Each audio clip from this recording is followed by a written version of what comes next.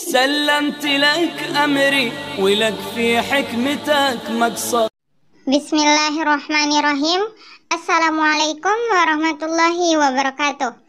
Baiklah, kita bertemu di minggu ini dalam pelajaran fikih dan kita akan membahas bab tentang thaharah dan salat bagi orang yang sakit.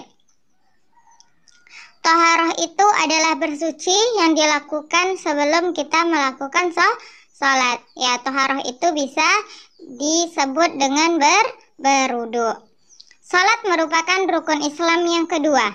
Ia tidak boleh ditinggalkan dalam keadaan apapun.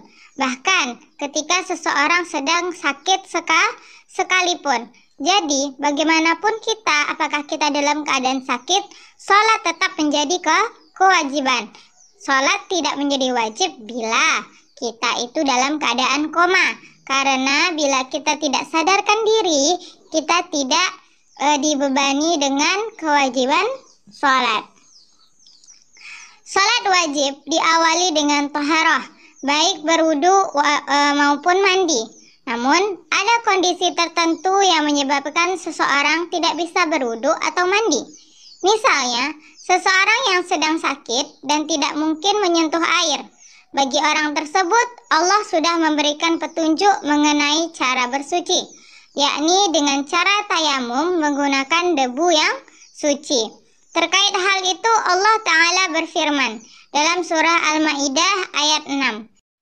Wahai orang-orang yang beriman, apabila kamu hendak sholat, basuhlah wajahmu dan tanganmu sampai ke siku, dan sapulah kepalamu dan basuhlah kedua kakimu sampai ke kedua mata kaki.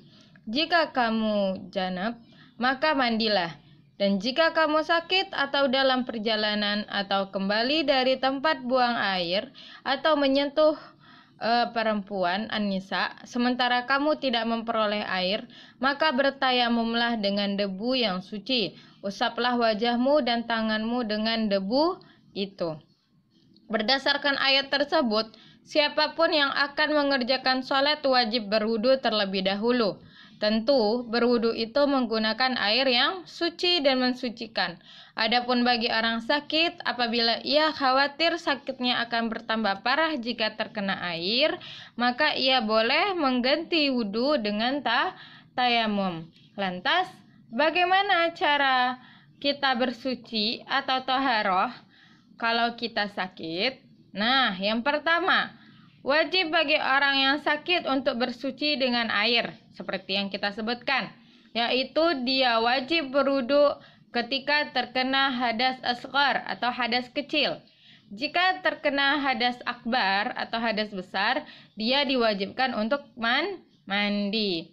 Kedua, jika tidak mampu bersuci dengan air, karena tidak mampu atau karena khawatir sakitnya bertambah parah, atau khawatir sakitnya bisa bertambah lama sembuhnya, maka dia diharuskan untuk tayamum. Ketiga, tata cara tayamum adalah dengan menepuk kedua telapak tangan ke tanah yang suci dengan satu kali tepukan, lalu mengusap seluruh wajah dengan telapak tangan tadi. Setelah itu mengusap kedua telapak tangan satu sama lain. Keempat, jika orang yang sakit tersebut tidak mampu bersuci berdiri, maka orang lain boleh membantunya untuk berwudu atau tayamum. Misalnya, tayamum orang yang dimintai tolong tersebut menepuk telapak tangannya ke tanah yang suci. Lalu, dia mengusap wajah orang yang sakit tadi dengan tangannya, diteruskan dengan mengusap kedua telapak tangannya. Hal ini juga serupa jika orang yang sakit tersebut tidak mampu berwudu, namun masih mampu menggunakan air, maka orang lain pun bisa menolong dia dalam berwudu. Jadi orang lain yang membantu dia pakai air atau pakai debu tanah yang suci tadi ya. Nah, yang kelima, jika pada sebagian anggota tubuh yang harus disucikan terdapat luka, ya, jadi ada luka di tubuhnya, maka luka tersebut tetap dibasuh dengan air. Nah, apabila dibasuh dengan air berdampak sesuatu, atau kalau kena air nanti lukanya tambah parah, cukup bagian yang terluka tersebut diusap dengan 1 kali usapan. Caranya adalah tangan dibasahi dengan air, lalu luka tadi diusap dengan tangan yang basah tadi. Jika diusap juga berdampak, pada saat ini diperbolehkan untuk bertayamum. Nah, membasuh adalah dengan mengalirkan air pada anggota tubuh yang ingin dibersihkan. Sedangkan mengusap adalah cukup dengan membasahi tangan dengan air. Lalu tangan ini saja yang dipakai untuk mengusap, tidak dengan mengalirkan air. Nah, keenam, jika sebagian anggota tubuh yang harus dibasuh mengalami patah, lalu dibalut dengan kain perban atau gips, maka cukup anggota tubuh tadi diusap dengan air sebagai ganti dari membasuh. Pada kondisi luka yang diperban seperti ini, tidak perlu beralih ke tayamum karena mengusap adalah pengganti dari membasuh. Nah, yang ketujuh, boleh seseorang bertayamum pada tembok yang suci atau yang lainnya, asalkan memiliki debu, ya. Tapi tentu debu yang suci. Namun apabila tembok tersebut dilapisi dengan sesuatu yang bukan tanah seperti cat, maka saat ini tidak boleh bertayamum dari tembok tersebut kecuali jika ada debu. Nah, jadi kalau di temboknya itu udah dicat, bukan tembok yang tidak pakai cat ya.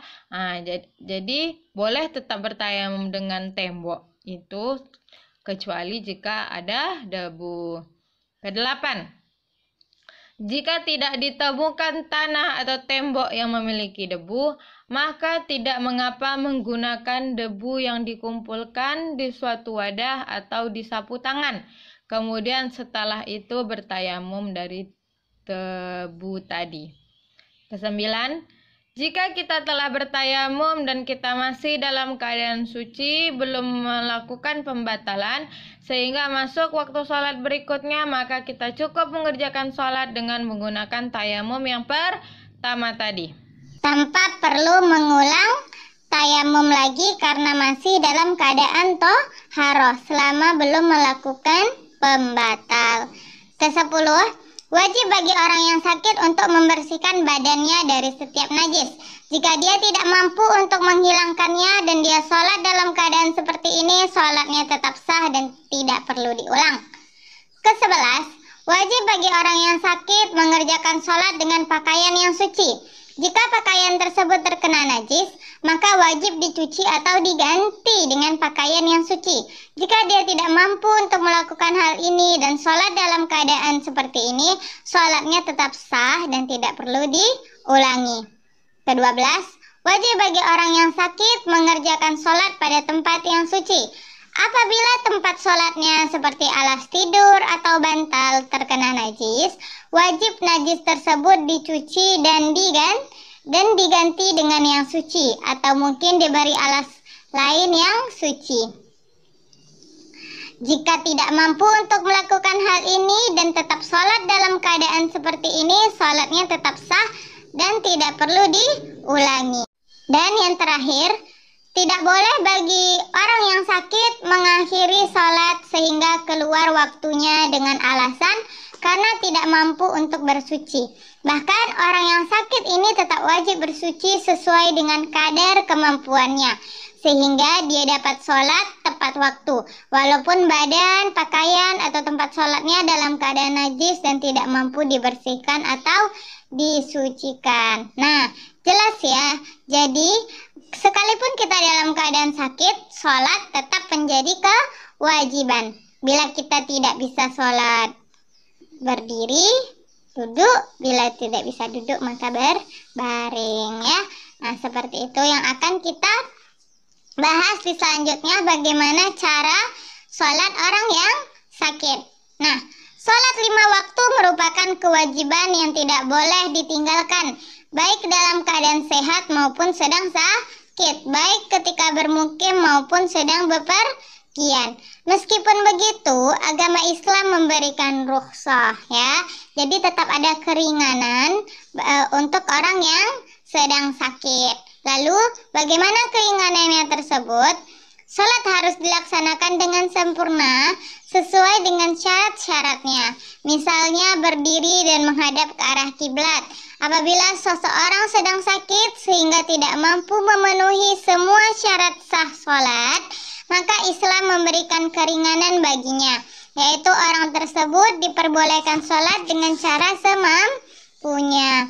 Apabila orang yang sakit masih mampu berdiri, maka hendaknya dia sholat sambil berdiri. Apabila tidak sanggup mengerjakan sholat sambil berdiri, hendaknya dia sholat sambil duduk. Baik duduk bersila, duduk iftirashi, atau duduk dengan menjulurkan kakinya ke depan. Apabila tidak sanggup mengerjakan sholat sambil duduk, hendaknya dia sholat sambil berbaring, baik dengan berbaring ke kanan ataupun berbaring terlentang. Apabila dia sama sekali tidak sanggup melakukan gerakan-gerakan sholat, walaupun sambil duduk atau berbaring, hendaknya dia sholat dengan berisyarat. Dan apabila dia tidak mampu juga melakukan gerakan-gerakan sholat dengan isyarat, hendaknya dia sholat dalam hati semampunya. Ini dalam kategori selama dia sadar ya. Tapi kalau dia tidak sadar alias koma, berarti dia tidak memiliki kewajiban untuk sholat karena dalam keadaan tidak sadarkan diri ya. Seperti itu kira-kira. Rasulullah Shallallahu Alaihi Wasallam bersabda, "Sholli qa'iman, fa'in lam tastati' faqa'idan, fa'in lam tastati' fa'ala janbin." Salatlah sambil berdiri, jika tidak mampu maka salatlah sambil duduk. Jika tidak mampu maka salatlah sambil berbaring. Sahih riwayat Bukhari. Jadi, orang yang sakit tetap wajib salat. Salat diwajibkan kepada semua muslim yang baligh dan berakal.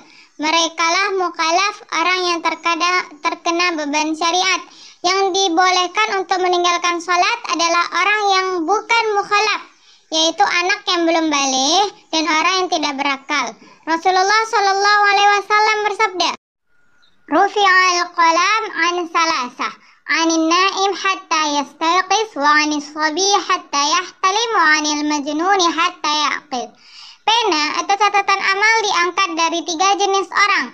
Pertama, orang yang tidur hingga ia bangun, anak kecil hingga ia baligh, orang gila hingga ia berakal.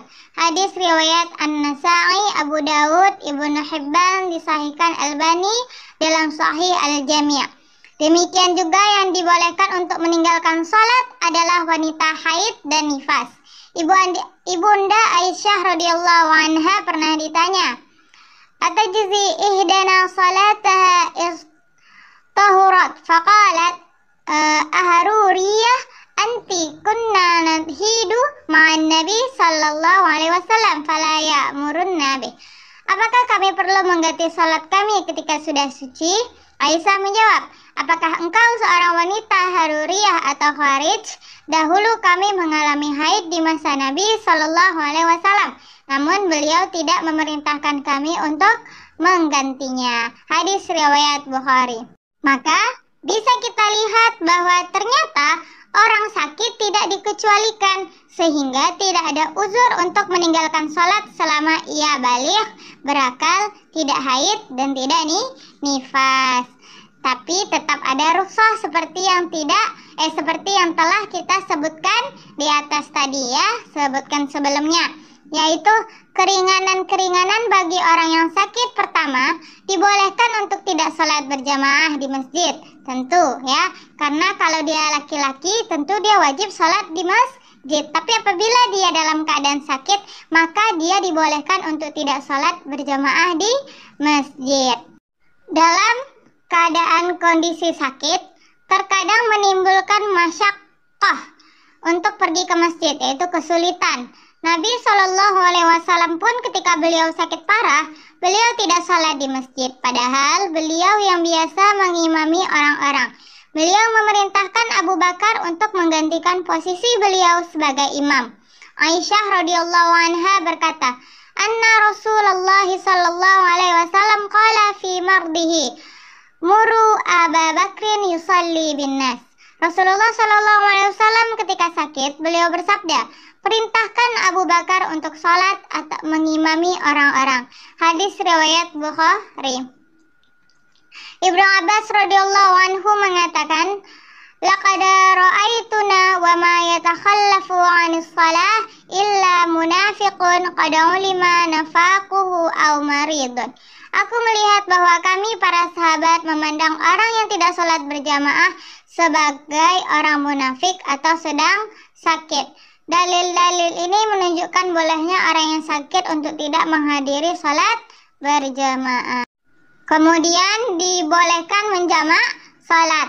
Menjamak sholat dibolehkan secara umum ketika ada masyaqqah atau kesulitan.